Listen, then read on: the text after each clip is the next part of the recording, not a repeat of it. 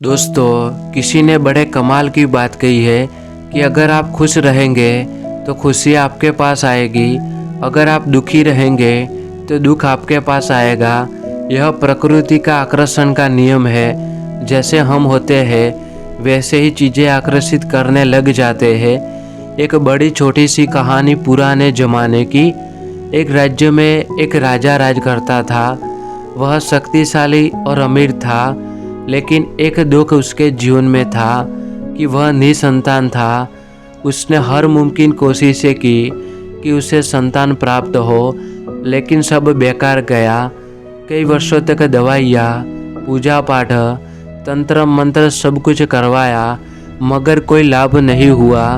एक दिन किसी ने उसे सलाह दी, राजा जी, यदि आप अपने राज्य के किसी छोटे बच्चे की बलि चढ़ाएंगे तो आपको संतान की प्राप्ति होगी।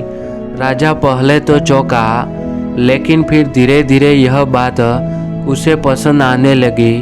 वह सोचने लगा, मैंने सब कुछ कर लिया, अब यही उपाय बचा है, क्यों न इसे आजमाया जाए।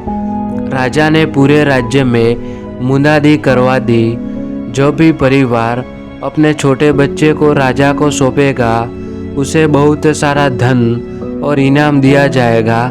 लालच में कई परिवार सोच में पड़ गए, लेकिन एक गरीब परिवार ने इस बात को गंभीरता से लिया। उनके कई बच्चे थे और सबसे छोटा लड़का बहुत ही शांत, सीधा साधा और भक्ति भाव वाला था। वह रोज मंदिर जाता, भगवान से बातें करता, लेकिन घर में कोई काम नहीं करता। परिवार के मुखिया को लगा, हमारे तो कई बच्चे हैं और यह तो वैसे भी कुछ करता नहीं है, अगर इसे दे देंगे तो बदले में ढेर सारा पैसा मिलेगा, परिवार की गरीबी भी दूर हो जाएगी। लालच ने भावनाओं को दबा दिया। उस गरीब बाप ने अपने बेटे को राजा को सौंप दिया। राजा ने बहुत सारा धन उस परिवार को दिया। वे खुश हो गए कि अब उनका जीवन बदल जाएगा। राजा ने बच्चे को बलि के लिए मंदिर में बंद कर दिया। अगली सुबह बलि दी जानी थी।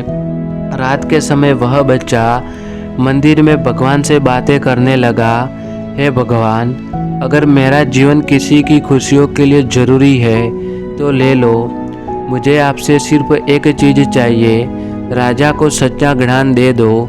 सुबह बलिदान से पहले राजा मंदिर में आया।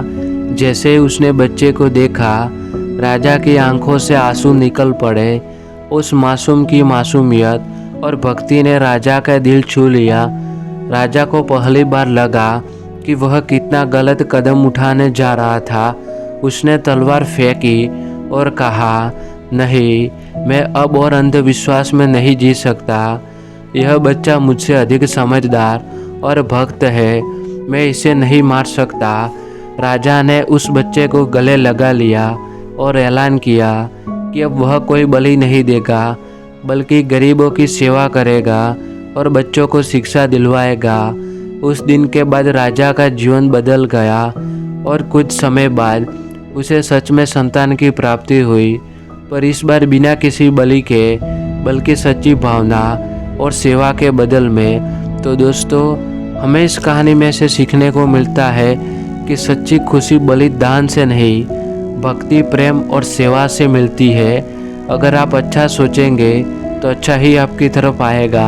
यही प्रकृति का नियम है। तो दोस्तों, अगर आपको यह कहानी अच्छी लगी हो तो वीडियो को लाइक, शेयर और चैनल को सब्सक्राइब कर लेना। धन्यवाद।